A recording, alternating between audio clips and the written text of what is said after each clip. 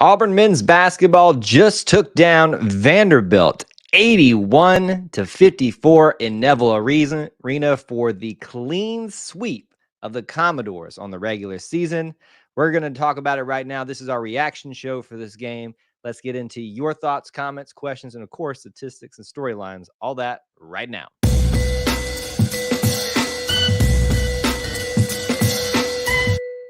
War Eagle Auburn family and War Eagle E2C Network family, thank you so much for joining us.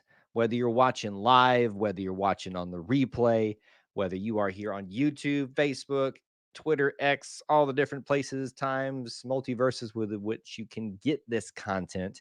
We appreciate you being here, being part of our little family within the Auburn family.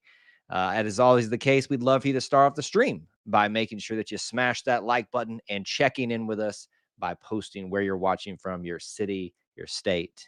And if you're international, you can do that too. For this reaction live stream, it is Auburn basketball versus Vanderbilt, 81-54. The Tigers annihilate the Vanderbilt Commodores. They did it once against them on their home turf, which is still the most monstrosity of a basketball court and arena known to man. And then they also do it at home in much more convincing fashion against them in Neville Arena. The Tigers are undefeated for the regular season for Vanderbilt and for the first time since the 1989-1990 season. Some big performances from some likely players and some players that we don't get to talk about as much.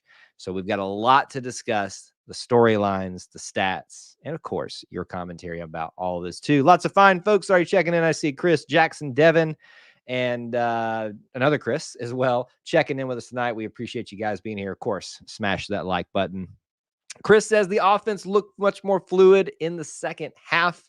It did not look as fluid in the first half. I would agree with you on that. Maybe a little bit of holdover from what transpired the last several games. I will also say this, that if you noticed, our starting lineup was different tonight for the second time in a row.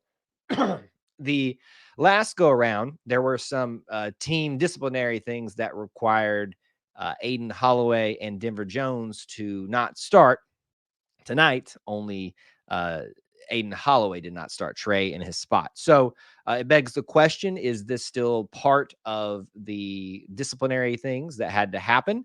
Or is this what we're going to see going forward? Only time will tell. And even if it's, for the disciplinary reasons, Trey could play well enough to show that he needs to be started in the spot.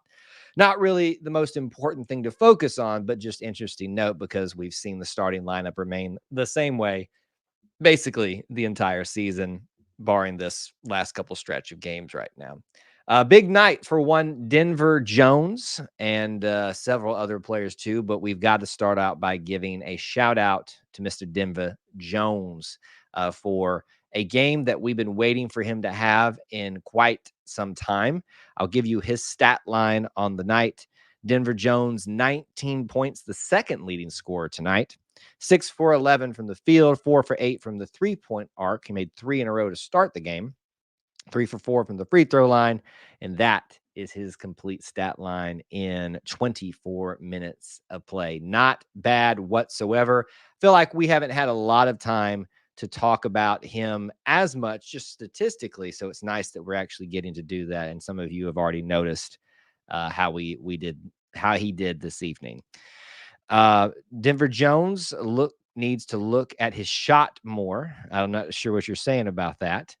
Chris says, is it time to be concerned about Aiden's shooting slump? No, it's not time to be concerned about it. Most shooters go through stretches where they are, having a little bit of rough time. Bryce Brown even did that, believe it or not. It'll all come with time, and I do think that it'll get fixed as he continues out through a much more longer season than people I think are aware that we have. Good to see you, WT. Thanks for checking in. All right, look, who's your player of the game? Denver. Well, there you go. Devin has submitted Denver as her player of the game. Who is your player of the game tonight? You've got a couple of candidates for that. Denver is obviously one. He's kind of the easy pick because we don't get to talk about them to not as much as some of the other guys, like Jalen Williams, who is your leading scorer tonight with 21 points. Not far behind both of them is Janai Broom with a very solid 16-point night. 11 rebounds for him too for another double-double. So you could make the case in terms of being an amazing showing. Janai doesn't really have that because it's we're used to him doing a little bit better than that, but it's a double-double night. I mean, why are we gonna bat an eye at that? Then you've also got Jalen Williams doing Jalen Williams things again, but then you got Denver Jones having what I think is arguably his best night as an Auburn Tiger, at least statistically. People sometimes forget they can have great nights even if the statistics really aren't there. We got a Jalen pick. We got another Jalen pick. He picks it up when it counts. Great play tonight, and that's why we say Jalen Williams does Jalen Williams things. He is an outstanding basketball player. I think he is one of the best team players that we've had in quite some time, and now that he has done that for several years, he continues to take advantage of opportunities. What did y'all think about Headband Jalen tonight? That was interesting. Well, I'm sure he's worn a headband before. Maybe it felt appropriate with it being Jersey night in the jungle, except for a few individuals on the TV that weren't wearing shirts, which was an interesting focus of the night. It's always interesting in the broadcast to see what they do and don't focus on, especially in games like this, because really Vanderbilt really wasn't in this game at all. There was a very good stretch for Auburn at the very start of the game, got out to 2-11, and then Vanderbilt came storming back to about 4 or 5 points within. But then from that point on, it just continued to be stretched for Auburn. And it's kind of sad for me to see that because Vanderbilt has historically, at least in the modern-ish era, has had really good basketball programs. And you think Jerry Stackhouse would really get that going again, and they are just in a bit of a slump as a program. I mean, they're not untalented. It's just interesting to see how things have dropped off for them over the last several years. Jackson says, hopefully we keep playing like this. I hope so too. But, remember, this is still a season of several games left, and there will be ups and downs in it. Thomas is here. Good to see you, my friend, and hanging out with us. The guy dressed as the luchador was hilarious. What was his name? Cole or something like that. Yeah, they were real focused in on him this evening. I will say, commendable for the jungle and everybody to show up tonight. I know it wasn't the most filled arena tonight, but they sounded loud. They sounded proud. Every reason to be a little bit down about this team, and everybody showed up and made a difference. They obviously made a difference on some free throws attempts tonight. So shout out goes to them as well for how well they continue to show up for this team. Even if somebody, some people online had panic attacks this week. All right, let me go through the rest of your individual stats tonight. If there's something that you'd like to say about a particular player, a question, a comment, you want to give somebody a kudos, please don't hesitate. But your stat lines tonight, here's everybody's points. 21 points for Jalen, Trey Donaldson with 2, Janai Broom with 16, Chris Moore with 0, Denver Jones with 19, Katie Johnson with 2, Holloway with 1, Chad Baker-Mazar with 11, sneaky little 11. So 4 players in double digits tonight. And then Darren Scott got him 2 points as well, playing in some extra minutes at the end of the game. Leor Berman with 5, and Chaney Johnson. I'll go ahead and take this opportunity to talk about Leor Berman. 5 points tonight. Yeah, it's not outstanding statistically, but he had some really good moments tonight that shows why he is deserving of some playing time. Only 8 minutes tonight, but to be honest with you, every time he comes in, he contributes in some way or another. Defensively, offensively, he can do more than shoot. To me, I really think people sleep on him way, way too much. So give a shout out to Leor Berman tonight for the things that he did. Thomas says, player of the game or players, the defense.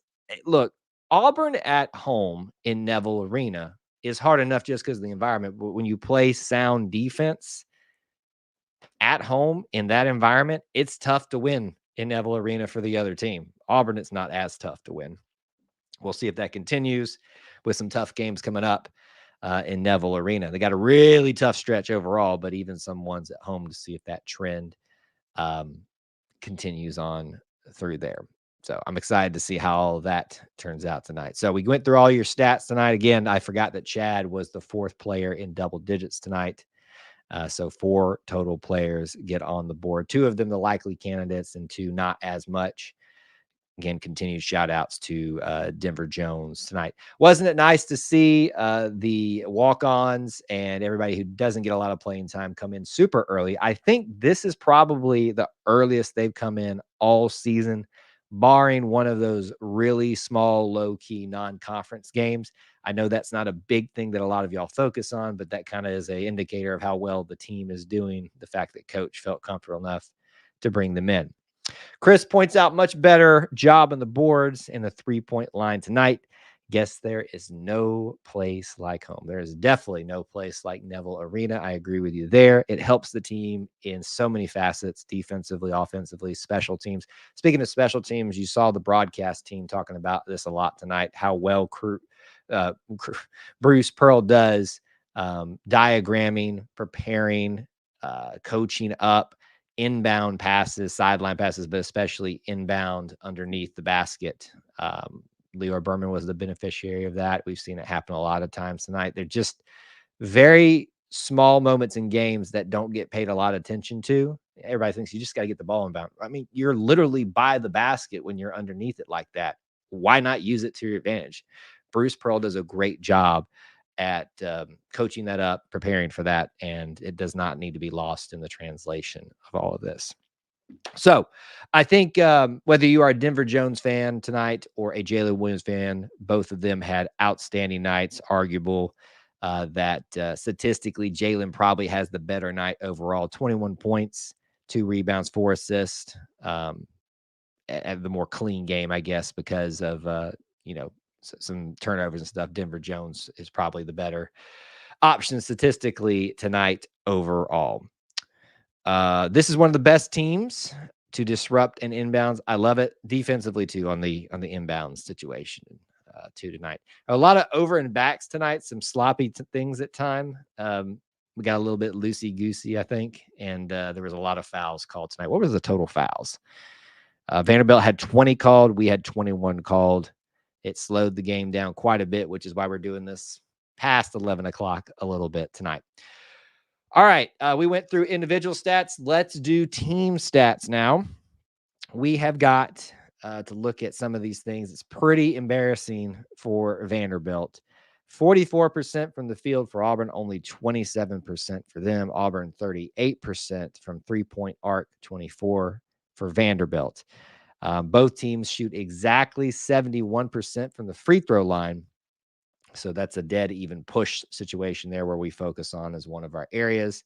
Not a terrible free throw percentage, but not good either. 80% is the mark I always look for them to be at. Turnovers tonight, Auburn loses this one 12-13. I think this is more turnovers than they had in the last game too on the road.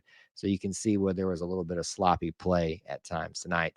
One of those turnovers was probably attributed to Trey Donaldson when he slipped on the floor out of nowhere. I don't know what happened there. I'm glad he didn't seem to get hurt. So that should really be an even situation because you really can't help those type of situations. But Auburn loses that category tonight. And total rebounds, 34 for Vanderbilt, 45 for Auburn. As people pointed out earlier in the stream, much better. Much better rebounding overall tonight. Thomas, you generous son of a gun, with another super chat. Thank you so much. You are too kind and too nice. Thank you for that. Bang! It's like right on cue with the rebound team discussion. So the 3 areas we focus on a lot in team stats: free throws, turnovers, and rebounds. Auburn ties in one of them, loses one of them, but significantly wins in the rebound category, which really puts them over the edge tonight. Is that the big stat line that made the biggest difference tonight? Maybe, maybe not. Let's take a look at it. A couple other things maybe to note. Bench points tonight, 6 for Auburn, or 6 for Vanderbilt, 23 for Auburn. It's pretty good, but Auburn's done better. In fact, if you look at the stat sheet tonight, Vanderbilt at one point, I think about 5 minutes left in the game, only had I think a total of 5 people, maybe only 4 people that had scored a point tonight. They end up with 6 total, and that's in kind of the waning minutes too. So it just goes to show you that this team relies on its superstars like Tyron Lawrence, who we were hoping was going to come to Auburn. You wonder if he's rethinking that decision now. That could have been the difference tonight. Points in the paint, 22 for Vanderbilt, 32 for Auburn. Defensively, really even-ish a little bit. Here's a big one. Vanderbilt tonight, 6 assists, Auburn 21. So if I had to pick a stat of the game to focus on, it'd probably either be the shooting percentage differential tonight, 27-44, but really it's probably going to be the assist. Auburn shared the ball at home. I don't know if a lot of you picked up on this, but there was one moment, 7 minutes maybe in the first half left, and the ball literally just went around the horn and led to, I think, a Denver Jones 3 ball. Beautiful, beautiful team ball resulting in a high value shot.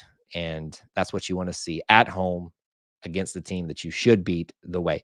The great thing about this is the majority of the teams that Auburn, if not all of them, should beat and beat handily, they have done that.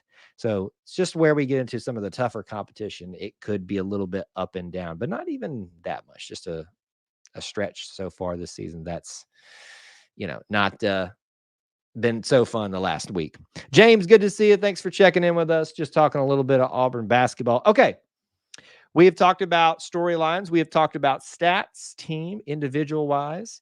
We're not done yet. But if there's something that we have not discussed about this game, about this team, before we kind of round out our thoughts about it and look ahead, go ahead and think about posting those right now in the comments section. What I'd like to do is remind you right now of our upcoming schedule that you need to keep in mind about.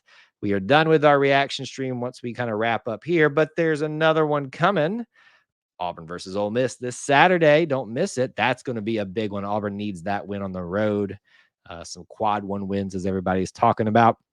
Sunday evening, the Auburn Experience, episode 65, live recording at 9 Eastern time. Don't miss that one. And then as a reminder, I talked about this on our Auburn Family Night stream. If you missed that tonight, Cullen show, you missed a good show. We just had a good chill night talking about a little bit of everything. I announced that tomorrow night we are going to do a live stream with Clint Richardson of the Auburn Uniform Database. He has started a new project creating Auburn History Today in Auburn History website, and you don't want to miss that. It is a crucial thing that the Auburn family has needed, and he is finally taking the bull by the horns and taking that upon himself to provide that for you. So we're going to talk about that, give you a tour of the site. Don't miss it. It's going to be a fun night. You can ask Clint whatever you want. Well, mostly everything that you want tonight. All right, let's look ahead a little bit since we covered all that. Chris is getting us started here. Ole Miss is going to be a tough place to play at their place. Yes, they talked about it tonight, how they've improved their home court advantage. You can really say that for a lot of places in the SEC, including Auburn, as they talked about tonight. One commentator ventured to say maybe better than the Cameron Crazies. Might be a little bit of a step out, but I'll take it. That's going to be tough, but it's also going to be tough because Ole Miss is a pretty decent team, even though we beat them well enough when they were here. And you've got the Allen Flanigan storyline. He's wanting to show out in his final attempt to face his former team and do big things there. Again, folks, I know that there's hard feelings sometimes when people leave, but I hope we treat an Auburn graduate with respect. What happens on the court stays on the court, right? We can dish it out in the court, but online and stuff like that, let's leave it good natured. And so we'll see what happens there. That's probably going to be an interesting thing, but it's the start of what's going to be a very difficult stretch for Auburn at home and at away. You've got Ole Miss, Alabama. I think I've got these in order in my head. Correct. Florida, Kentucky. There's one in there I missed. South Carolina. There's another one. All going to be super tough matchups coming up. So getting this kind of monkey off our back of this bad week that we just led into is really, really, really going to benefit Auburn going forward. I thought it was funny that a lot of other schools fans laughed and mocked the Auburn Arena when it opened. Now schools are trying to replicate. Isn't it funny? Isn't it interesting how times have changed? Sometimes you want to think about these things before you laugh about and put them on social media. Unbeaten Lake. I hate playing at Florida. That place is cursed. It does not seem to provide a lot of success for us, but this is what is meant Bruce Pearl loves bucking trends, ending streaks, creating streaks, and creating more opportunities. Todd Golden is our former assistant coach with Bruce Pearl. Did not have success last year against Auburn. Hopefully they will not have success this year at their place. Don't we have 7 straight quad 1 win games coming up? And when I rattled off that list, my answer to that is yes, that is what they said on this, but that feels a little much. I think the next 5 are at Ole Miss, at Alabama, Florida. The way they're performing right now looks on the road would be one. Kentucky at home, yes. What's the other one I'm blanking on right now? South Carolina that's at their place too. Anyway, yeah, there's a lot of opportunities, which is why I saw a lot of people panicking, absolutely panicking online about quad 1 wins. I just said, chill. There's plenty more opportunities coming up. If we get further along and we don't have some quad 1 wins, then we can all start panicking. Flan leaving was strictly a business family decision. I can't fault him for that. I can't. And here's the thing about Alan Flanagan that I appreciate. He left as a graduate. Same thing I said about Bo Nix. Same thing I said about TJ Finley. And if you don't leave as a graduate, that's okay. I'm not going to dog you for it, but that's an extra badge of honor, in my opinion, that if you're going to leave, that's the way to do it. Leave as a graduate. Go seek your last bit of opportunity somewhere else. Looked like Wes was... I think personally, Wes Flanagan, former assistant coach, dad of Allen, thought maybe he was going to get the keys handed over to him once Bruce was done, but it has become clear that Stephen Pearl is going to get that, which I think rightfully so. I think he's earned it. It's not just a gimme thing. He's a great coach, and he has a lot of respect in basketball communities. When's the last time that Auburn won in Florida? Well, hold on one second. We will look at it right now. It's a great question. Let's see if it will bring up for you, and I can answer that. Somebody else is probably looking that up right now. All right, I've got it pulled up right here. The last time that Auburn won in Florida, Gainesville.